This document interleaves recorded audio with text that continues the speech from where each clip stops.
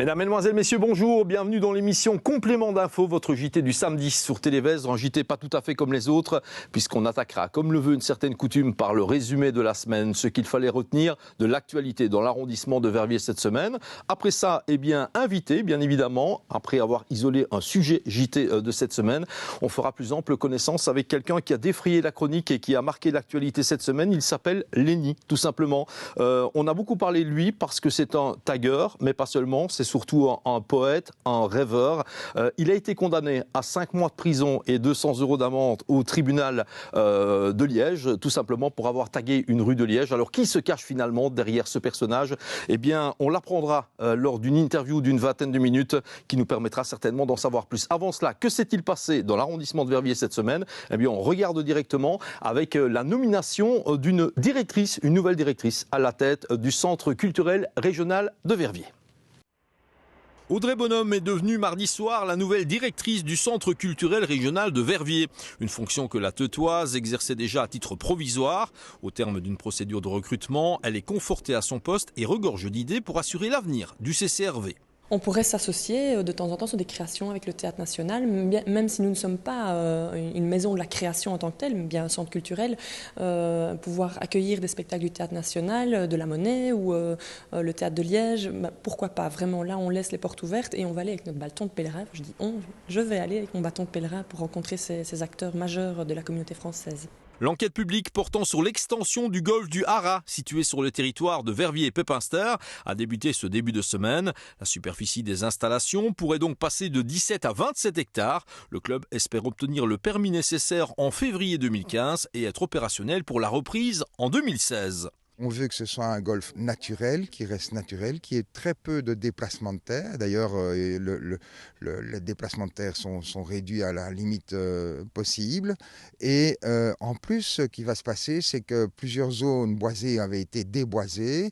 Eh bien, elles vont être reboisées, donc dans des essences que nous avons déterminées en totale collaboration avec la division nature et forêt, et ceci afin de ramener une faune en oiseaux, en petits rongeurs et choses comme ça, que nous n'avons plus maintenant et qu'on va pouvoir redécouvrir. Le centre de baleine va bientôt changer de visage, étant totalement réaménagé en espace partagé sécurisé. Quant à la place devant la maison communale, elle sera rendue aux habitants. Un dossier initié par la commission locale de développement rural et un chantier qui devrait débuter l'année prochaine. Le centre du village, le cœur du village. Donc ici, derrière moi, ce sera la zone d'accès par la rue de la Régence, qui va donner vers le Bélus avec l'amphithéâtre. Et alors une zone verte vers les maisons d'habitation, entre autres vers le commerce. Garder un esprit de convivialité surtout. Toute cette semaine, le bataillon des 12e et 13e de ligne de Spa participe à un exercice de grande ampleur. Objectif, entraîner les bataillons de la brigade légère aux procédures et techniques d'évacuation de ressortissants belges dans un pays en proie à des troubles. Un exercice qui a démarré lundi de manière spectaculaire sur la plage d'Ostende. C'est un entraînement que nous faisons une fois par année, un entraînement de prise de position sur un territoire qui nous est hostile, de façon à évacuer des ressortissants belges qui sont en danger dans un pays quelconque.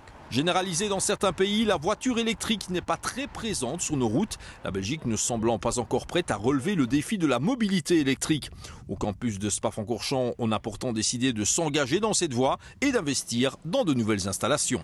Ce ne sera pas une station-service où on vient ravitailler son véhicule en CNG, en gaz ou en électricité. C'est vraiment un outil de formation. Nous allons sortir des mécaniciens qui auront été formés à ces nouvelles manières de faire, parce qu'un véhicule électrique ou un véhicule hybride ne se manipule pas de la même manière qu'un véhicule, un moteur thermique traditionnel. Initiative sympathique que celle qui voit le jour au Centre culturel de Dizon. L'équipe d'animation vient de lancer Présence TV, une web TV citoyenne et participative dont l'objectif est de favoriser le lien social et changer l'image de la commune de Dizon. On a un peu le sentiment que les gens ont une image négative de Dizon, que ce soit d'ailleurs à l'intérieur, moi quand j'interroge des Dizonnais, bien souvent c'est le cas, ou à l'extérieur, on sait que Dizon a une image plutôt négative, et donc il y avait cette volonté de faire toute une série de reportages qui démontraient en fait qu'il y a des tas de choses qui s'y passent, et même que Présence TV peut être un projet porteur pour que des chouettes choses s'y passent aussi. Comme chaque année, Solidarité Mondiale organise dans le cadre de l'opération 11-11-11 un petit déjeuner solidaire. Une centaine de personnes issues du monde associatif et politique verviétois y ont participé. Et une nouvelle fois, le droit à l'alimentation était au cœur des préoccupations. Il y a beaucoup de gens qui disent qu'on vote aussi 3 fois par jour et le fait de manger des produits équitables ou des produits locaux, des produits de saison, c'est clairement aussi un geste qui peut aider nos agriculteurs ici, qui peut lutter contre les changements climatiques, mais qui va aussi soutenir les producteurs là-bas parce que nous ce qu'on pense c'est qu'il faut soutenir la petite agriculture pour qu'elle nourrisse les populations du sud avant tout et pas d'aller installer là-bas de grandes monocultures qui servent finalement à nous nourrir nous. Après 60 ans dans le centre de Verviers, la société Belgomédia, qui édite notamment le magazine Télépro, a pris possession de ses nouveaux locaux sur le site du Tremplin à Dizon ce mardi matin, ce qui en fait les nouveaux voisins directs de Télévesdre. Welcome.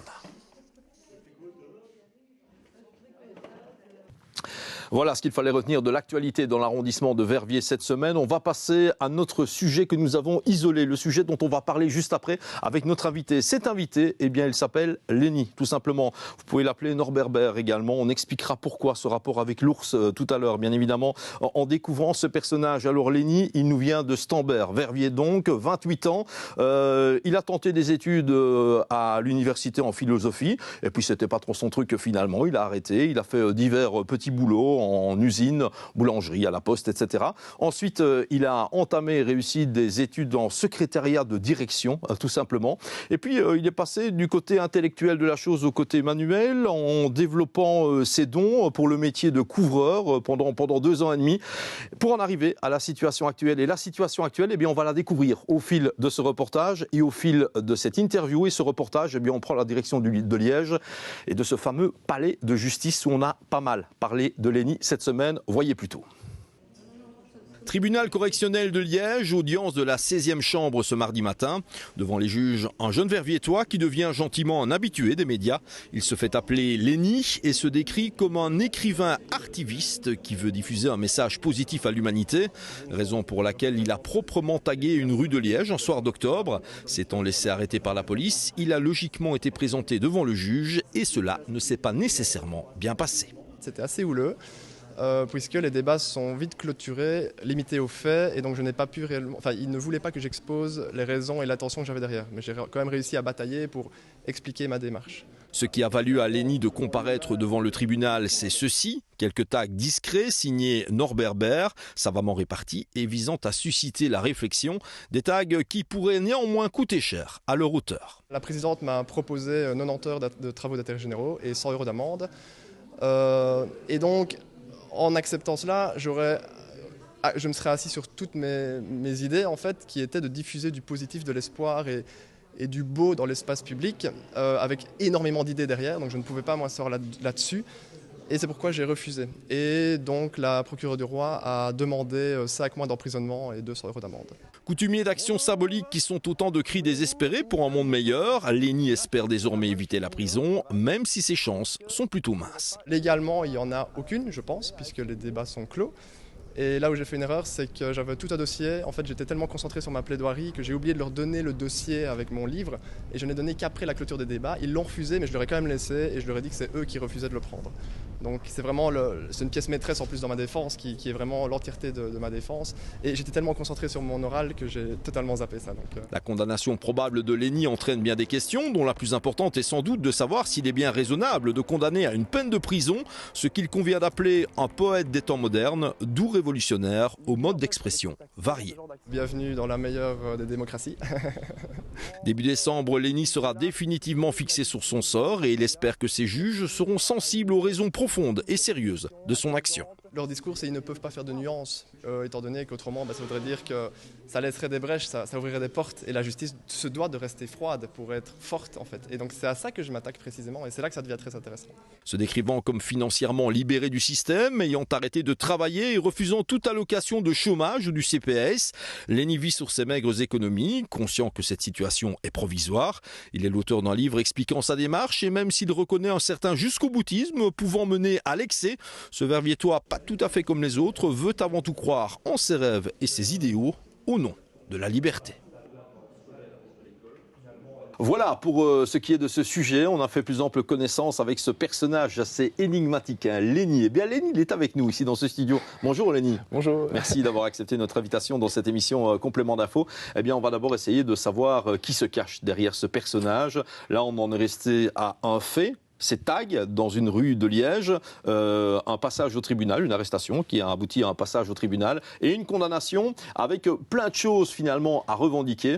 On va rebobiner le film depuis le début. Alors d'où vous venez? De Stambert, on l'a dit, des études intellectuelles, etc. Et puis on est passé en manuel au niveau du métier. À partir de quand est-ce que Lenny décide de se décrocher quelque part de la norme et de la société? Je pense que c'est arrivé au moment de mes 18 ans. Et c'est assez symbolique parce qu'on dit toujours, à 18 ans, je m'imaginais, je deviens mûr, je deviens majeur, etc. Et dans ma tête, il y a vraiment eu un déclic l'année qui a précédé. Je suis en 6e secondaire. Et je pense que ma désobéissance a vraiment commencé à ce moment-là. Je suis en 6e secondaire, je suis mal dans ma peau, j'ai pas confiance en moi. Socialement, j'arrive à rien faire. Je ne m'aime vraiment pas, en fait. J'aime vraiment pas ma vie à tous les niveaux. Je suis dans les jeux vidéo aussi, j'ai vraiment un malaise social aussi à ce niveau-là. Et je suis vraiment frustré par ma propre vie. Et l'idée me vient, je ne sais pas d'où ça sort, j'en sais rien, je ne sais vraiment pas. L'année qui va venir, la 6e secondaire qui commence, je vais la doubler. Je vais provoquer mon échec, alors que je réussissais à l'école. C'est la chose que je réussissais à l'école. C'est une des premières choses que vous avez provoquées, il y en aura beaucoup d'autres après. Voilà, c'est ça, c'était vraiment le déclencheur. Ouais. C'est comme si... Je sais bien, dans les années 70, on parlait du pas de côté, faire un fameux pas de côté. Je sais, le pas de côté, je l'ai fait à ce moment-là. Et je sais que quand j'ai fait ça, c'est un peu comme si j'avais changé une donnée de l'équation. Et forcément, tout change, en fait. Toute l'équation change. Et c'est cette petite chose où voilà, je sais pas, c'était plus fort que moi. J'avais peur. Je me dis, wow, mais attends, ça va appliquer ça, les parents, qu'est-ce qu'ils vont penser? Mais moi, je vais me mettre dans une situation super inconfortable. Et c'est la première fois que j'ai quitté ma zone de confort, qui n'était pas du tout une zone de confort, en fait. C'est une fois qu'on en sort, qu'on se rend compte, ça ouvre des horizons. Et donc, finalement, toute l'année, pendant toute l'année, j'ai maintenu 50% parce que je n'avais pas encore fait mon choix quand même. C'est un choix important. Et puis, fin d'année, j'ai découvert, il y a eu un boom un peu. J'avais aucune culture artistique de rien. Donc, j'ai découvert Nirvana, les Beatles, ma toute première copine aussi. Enfin, il y a eu plein de choses, un bouillonnement comme ça qui m'a donné suffisamment confiance pour ouais, allez, c'est bon, je me réapproprie ma vie, entre guillemets. Et c'est vraiment ça qui s'est passé parce que après, c'était le début vraiment. C'est comme si j'avais appuyé sur un bouton pour autre chose. J'ai ouvert une autre voie et fait autre chose. Et c'est le fil rouge finalement dans l'existence de Lenny, le fait de se réapproprier sa vie. À 28 ans, ça donne ceci. Alors, quelques qualificatifs, Lenny. Vous allez me dire si vous êtes d'accord avec ça. Lenny, idéaliste. Plus que jamais. Complètement, à 100%. Oui, ça... Ouais. Alors, Lenny, rêveur. Oui, totalement, évidemment. Et heureusement. Lenny, poète. Influencé par une des personnes qui m'a influencé aussi, oui, que j'ai découvert juste l'année où j'ai doublé, c'est Arthur Rimbaud aussi. Donc, je vais dire influencé par un poète, mais je ne m'estime pas poète. Je fais 2-3 vers comme ça, mais... Non, poète, je n'ai pas la prétention. Poète dans le sens où, on y reviendra tout à l'heure, ces fameux tags, eh bien, ce sont des choses intelligentes, ce sont des mots que vous allez taguer. Et donc, ce ne sont pas d'horribles dessins hyper colorés et hyper agressifs, ce sont des mots humanisme, empathie, rêve, libre. Il y a un côté quand même poète poétique, là derrière. Oui, poétique, voilà. Mais je ne m'estime pas, moi, poète. Ok, d'accord. Fou. Ah oui, c'est un compliment. Je veux dire, c'est le meilleur compliment qu'on puisse me faire, je pense. Dans un monde où, justement, le terme de folie, il est tellement flou dans le monde dans lequel on vit que... Ouais, qui est le fou, en fait? Qui est le fou? Celui qu'on traite de fou? Enfin, lequel est le fou, en fait? Celui qui Vandale. Aux yeux de la loi, évidemment. À mes yeux, absolument pas, parce que les actes de vandalisme que je fais, en effet, servent une cause qui va bien au-delà de ma personne, de la loi froide. Enfin, ça sert à un idéal qui dépasse. Donc, ok, Vandal, si qui le veut, mais voilà. Voilà, bien évidemment. On s'attendait à cette réponse aussi. Alors, avant de passer à la suite, récapituler un peu tout ce qu'il a réalisé, ce fameux Lenny. Finalement, les nounours, là, c'est quoi ça? Le bonnet avec les oreilles d'ours, etc. Parce que devant votre télé, je suis sûr que vous êtes en train de vous demander, mais qu'est-ce que fait ce garçon avec cet accoutrement, ce bonnet et ce nounours? Alors, Lenny, expliquez-nous. Ça, c'est Norbert Baer. Voilà, ça, c'est Norbert Baer. Et en fait, je l'ai rencontré au moment où j'ai voulu doubler. Donc en fait, c'est grâce à lui que je me suis réapproprié ma vie. Et je l'ai rencontré dans mon parcours et il m'a soufflé des idées un peu folles comme ça. Et c'est un peu mon inspiration. Et c'est un peu lui qui prend possession de mon esprit quand je fais des choses d'art qui sont les choses les plus belles que j'ai fait dans toute ma vie. Et ça a correspondu justement l'année qui a suivi l'année où j'ai doublé, enfin la deuxième, sixième secondaire. Je devais faire un travail de fin d'études et j'ai toujours détesté les cadres, en fait. J'ai toujours cherché les brèches pour... Ça, on avait compris. Jusque-là, on avait compris. Ah bon? Oui. Et alors, les ours sont apparus à ce moment-là parce que j'avais le choix de faire un travail de fin d'études entre histoire, religion et français. Et j'étais vraiment perdu, j'avais pas de... Et là, j'ai eu une espèce de flash au moment où ils ont exposé les différentes possibilités. Je me suis dit en religion parce que ce serait une question éthique. Et je savais que la question éthique, je ne savais pas comment, mais je savais que j'allais ouvrir une brèche avec ça, puisque éthique, c'est une question qui ne sont de toute façon irrésolues par définition. Donc ça ouvrirait des brèches. Alors j'ai réservé ma place auprès de la professeure. Le lendemain, je l'ai trouvée. Je lui ai donné un faux sujet, et toute l'année, elle a cru que je travaillais sur un sujet, alors qu'en fait, je travaillais sur un autre sujet qui n'avait rien à voir, qu'elle n'a jamais vérifié. Et le fin d'année, je suis arrivé avec un tas de 120 feuilles, il fallait faire 30 pages, normalement 120 pages plutôt, où j'avais pris comme question éthique de départ, peut-on interdire à un élève de faire un travail qui n'a aucun rapport avec ce qui a été demandé, mais qui pourrait avoir une importance sur sa vie future? Et du coup, je suis arrivé avec ça. Il y avait des dessins, il y avait des caricatures de profs, il y avait des dessins d'ours. Et les ours, j'ai commencé à développer un délire d'ours à ce moment-là, en faisant toute une thématique autour des ours, qui seraient en fait les ours qui seraient les humours, qui seraient une branche un peu en avance sur leur temps de l'espèce humaine, qui serait reconnectée avec son côté aussi bien naturel que enfant. Parce que dans la thématique de l'ours, il y a deux choses. Il y a l'ours bestial, sauvage, justement indépendant, solitaire, qui est fort. Et puis il y a l'ours, il y a le teddy bear, l'ours, l'enfant, la part d'enfant. Et donc, le gros nounours. Le gros nounours, voilà. Ou le petit nounours. Le petit nounours en l'occurrence ici. Alors ça me permet de rajouter peut-être un qualificatif grand enfant. Oui, évidemment, et j'espère le rester toute ma vie, en fait, c'est ça. Et je pense qu'il y a vraiment une stigmatisation de justement la maturité, ça met une réflexion, c'est quoi être mature? Enfin, je veux dire, moi je parle plutôt de dismaturité et de maturité. Enfin, j'estime que je ne veux pas être adulte. Les adultes, pour moi, ils ont pris une voie qui... Voilà. C'est pas mal réussi, pour l'instant, c'est pas mal réussi, en tout cas, le fait de ne pas vouloir être adulte. Alors, l'action de Lénie, elle va se traduire de manière assez différente. On a déjà proposé 2 ou 3 reportages à Télévestre concernant Lénie, on l'a vu à l'action avec des choses très variées. Ce sont des actions qu'on peut qualifier, Lénie, de gentilles, quelque part. Même ces tags. Fondamentalement rien de mal et surtout rien de violent. Il faut nous résumer un peu ce que vous avez fait pour faire passer votre message. Ouais, y avait d'abord affichage sauvage, c'était pour lancer un peu le mouvement. Puis ensuite, il y a eu les tags en fait au mois de mars, que le groupe stagnait pendant les 2 premiers mois, ça ne prenait pas et moi j'avais envie de passer à une étape supérieure. Donc du coup, une nuit, je suis allé faire des tags.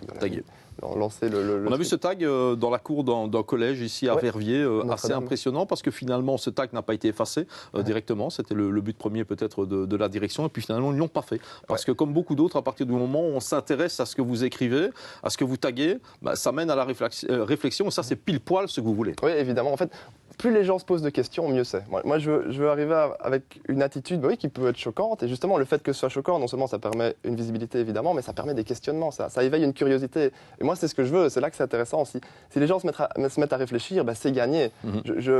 Je n'envisage pas de fermer le débat, non. Si chacun a son point de vue, puis en argument, puis hop, et là ça devient intéressant, c'est vivant. Et à Notre-Dame, en effet, c'était la big surprise, même pour moi. En fait, il faut imaginer que Notre-Dame, pour moi, ça allait être ma dernière action. J'étais sûr que quand j'allais faire ça, j'allais avoir des gros ennuis et que ça allait... La case justice sur laquelle je suis aujourd'hui, dans ma tête, je l'ai déjà vécu au mois de juin quand j'ai fait cette action-là. Parce que je pensais que tout allait sortir à ce moment-là. Et là, c'était la surprise. La manière dont ça s'est passé, j'avais fait venir les journalistes, etc. Les profs ont adoré. Ça a coincé quelque part le directeur qui, quelque part, a été forcé de ne pas porter plainte. Et là, c'était la surprise pour moi. Je ne m'attendais pas du tout à ce scénario-là. Donc, c'est assez extraordinaire. Donc, c'est du bonus. En fait, les actions que je fais depuis le mois de juin, c'est du pur bonus. Alors, il y a un collectif là derrière que vous appelez le collectif OTC pour Organise ta colère. Ouais. Alors, parlez-nous de ça. D'abord, le collectif, c'est qui? C'est vous et notre ami Norbert On est 4 fondateurs à la base. Donc, nous faisons partie des fondateurs. En janvier, on a lancé ça. Et Et donc c'était cette volonté, voilà, 4 personnes, cette volonté d'agir concrètement sur les choses, d'arriver à des actions directes. On ne savait pas comment, on allait mettre ça en place, mais la volonté était là, on a lancé le truc en se disant il y a des gens qui vont venir nous trouver, ça va donner des idées, bouf, bouf, ça va faire un espèce de boom. Mais voilà, enfin moi je me suis rendu compte que c'est dur d'animer une dynamique, c'est vraiment dur en fait. Et je vois jusqu'où il faut aller pour attiser la curiosité, mais du coup c'est bien parce que ça nous permet de nous surpasser aussi. Et là clairement dans l'investissement, c'est vrai que là je me suis clairement surpassé. Ça m'a permis justement de... Je pensais que ce serait beaucoup plus... que la dynamique prendrait beaucoup plus vite en fait.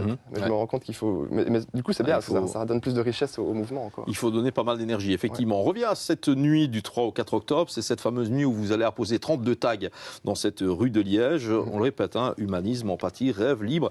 Des mots qui sont en plus positionnés en bons endroits, quelque part, qui ne sont pas dérangeants du tout, si ce n'est bien évidemment que c'est contraire à la loi. Et c'est ça qui va vous valoir l'arrestation. Tout à fait. J'imagine que ça dérange quand même des personnes, parce que je ne cherche pas à faire l'unanimité, et forcément il y a des gens qui vont vraiment ne pas aimer, et je ne cherche pas. Voilà, c'est normal qu'on ne peut pas plaire à tout le monde. Vous attaquez également la politique anti-tag de la ville de Liège. Vous dites parce que pour vous, le tag c'est de l'art, c'est ça vous voulez, Ça peut l'être, en effet. Du coup, de nouveau subjectivement, mais... Je trouve ça dangereux d'avoir apposé, le 10 septembre, là, M. De Meyer a lancé cette politique anti-tag où ils vont tout raser, ils ont annoncé qu'ils allaient tout raser, donc faire peur à tout le monde, etc. Mais du coup, il n'y a aucune nuance. Et moi, je trouve ça flippant, tout simplement, parce que c'est vachement totalitaire, en fait. C'est vraiment, on met tout dans le même panier, puis on met au bac, et ça n'existe pas. Alors qu'il y a réellement une volonté d'expression derrière. Et à côté de ça, je déplore quand même aussi le fait que... Enfin, il y a des tags, moi, que je n'aime pas personnellement. Vraiment, je me dis, il y a moyen de faire mieux que ça, en fait. Donc, c'est montrer qu'il y a moyen de faire mieux. En fait, ma volonté, c'est pas d'inonder les villes avec des tags. C'est de montrer qu'on peut en faire quelque chose d'autre, en fait. Et donc, remettre en question cette décision, ouais, clairement. Mais ça, c'est un angle d'attaque. Mais il y a aussi... Enfin, c'est une chose. Puis alors, il y a l'idée de...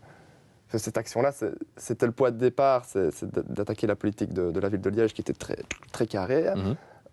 Mais évidemment, il y a faire passer des idées, faire passer du positif. Et au-delà de ça, bien au-delà de la loi, de la petite dégradation qui, en soi, n'est pas grave, parce que les idées qui sont derrière, les enjeux sont tellement énormes que, je veux dire, ça mérite bien de prendre ce risque et de faire cette dégradation, parce que les enjeux sont beaucoup... Une dégradation qui vous amène donc au tribunal, au palais de justice cette semaine. Alors on va revenir, ça a été développé dans le sujet. On vous condamne d'abord à 90 heures de travaux d'intérêt général. En gros, on va vous demander d'aller réparer votre petite bêtise, votre scénario artistique. Vous refusez cette condamnation qui peut sembler clémente, bien évidemment. 90 heures d'intérêt général, de travaux d'intérêt général, c'est pas exceptionnel. Vous refusez, pourquoi ? C'est l'idée de Norbert. Parce que j'ai eu vraiment 5 secondes de réflexion, et je me dis, ouais, vraiment, en effet, ils sont super cool. Et je ne m'attendais pas à ce qu'ils aient une attitude aussi ouverte. Et donc là, j'ai vu que les humains derrière le rôle, clairement, c'était leur manière de s'exprimer. Donc ils étaient cloisonnés dans leur rôle, mais leur marge de manœuvre, ils l'ont donné en donnant quelque chose de très clément. Mais en fait, en faisant ça, ça aurait arrêté l'aventure. Ça aurait pas été marrant, quoi. Donc, mais à quel prix ? On va en parler juste après. À quel prix ? Mais c'est aussi, ça amène une réflexion sur... parce que dans le... ce qui se cache derrière cette action aussi, ce que j'ai dit juste avant, que ça passe au-delà de ma personne, au-delà de la loi, enfin au-delà de la loi, non, au-delà de la vandalisation, de la dégradation, c'est l'idée qu'avec ce comportement, ça fait vivre un esprit de contestation, de désobéissance, de non-peur par rapport aux lois, qui n'est pas on va tout brûler, on s'oppose à l'autorité, c'est pas ça, mais c'est faire vivre, montrer qu'on peut faire les choses différemment, montrer qu'on a un pouvoir d'action. On peut s'imposer.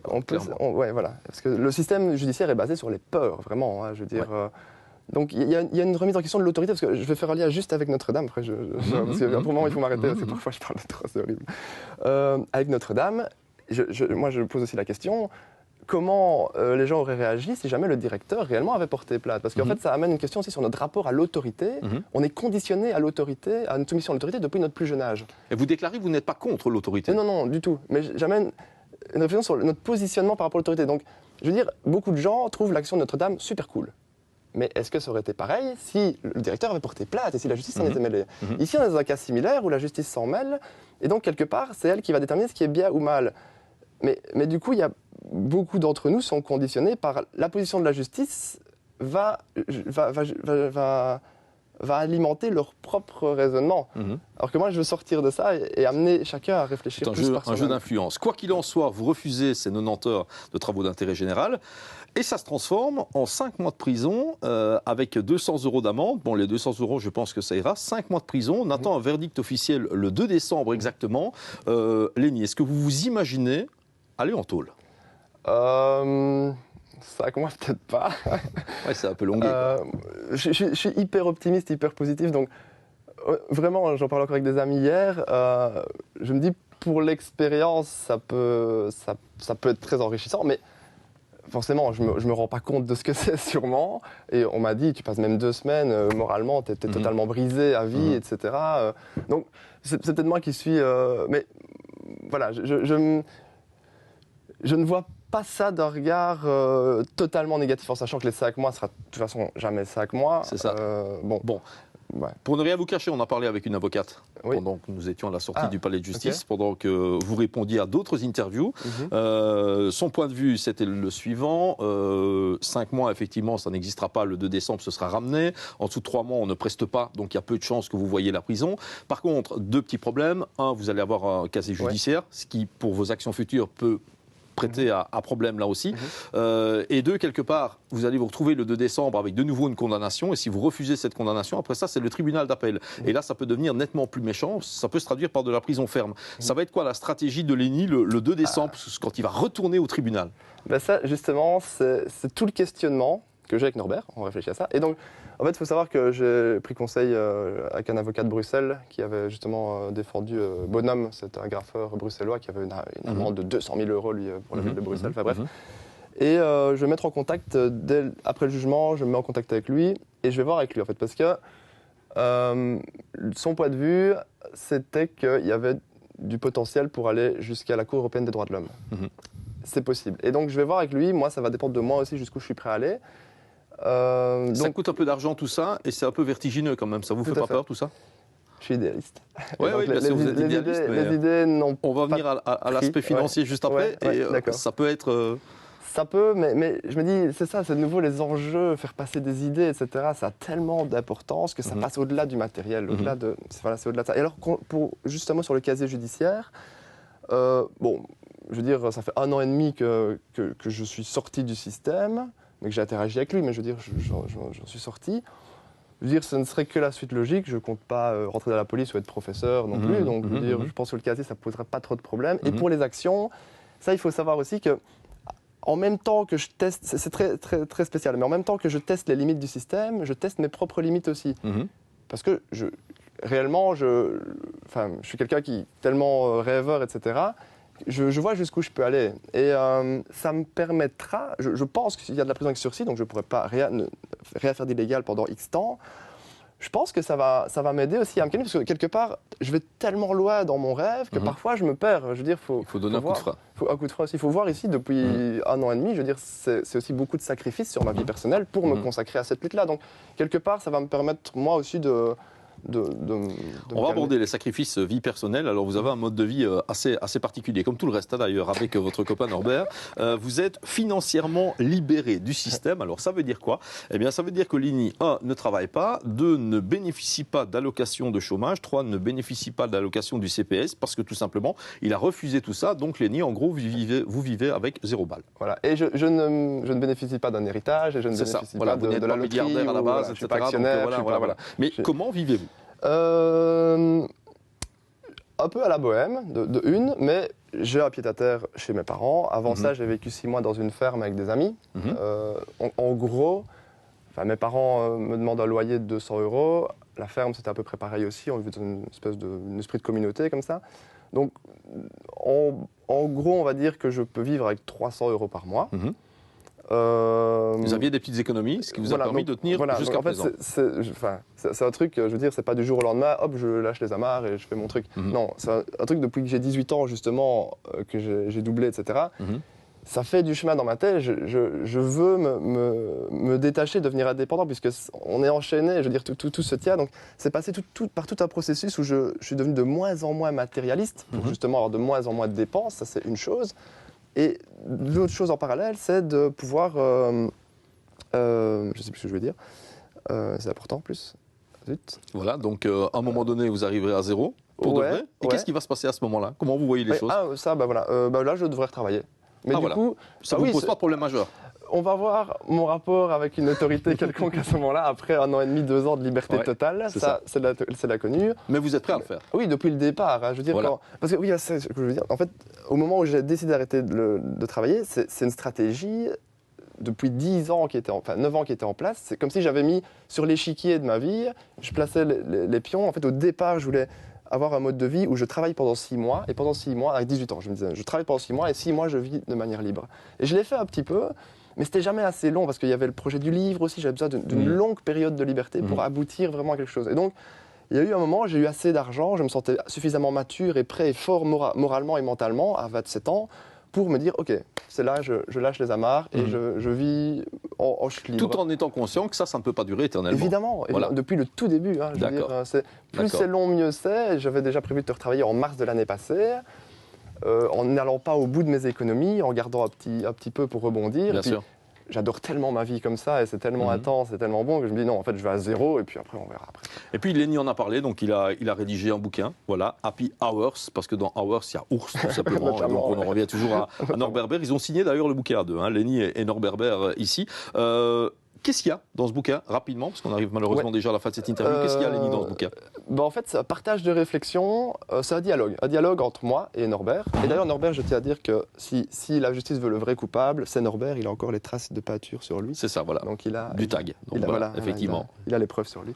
Et donc, c'est un dialogue entre lui et moi, où justement, on réfléchit sur la vie, le sens de la vie, le bonheur. C'est un ensemble de réflexions qui sont faites pour amener de nouvelles réflexions et lancer de nouvelles réflexions et animer une dynamique de réflexion en faisant passer des idées, mais vraiment ouvrir les horizons à travers des réflexions sur la vie.